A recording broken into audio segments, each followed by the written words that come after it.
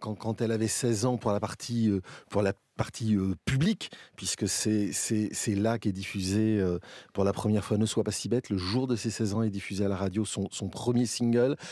En fait, elle avait eu une chance absolument incroyable dans sa destinée. C'est pas Effectivement, elle commence très jeune, mais son père s'appelle Robert Gall. Pour l'histoire, il est aussi le parolier de La Mama de Charles Aznavour.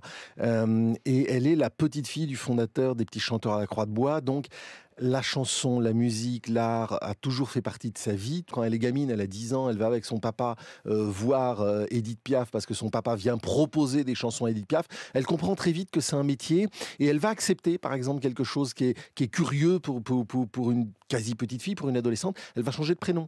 Sa maison de disques a une chanteuse qui s'appelle Isabelle Aubray. Isabelle Gall, c'est son vrai nom.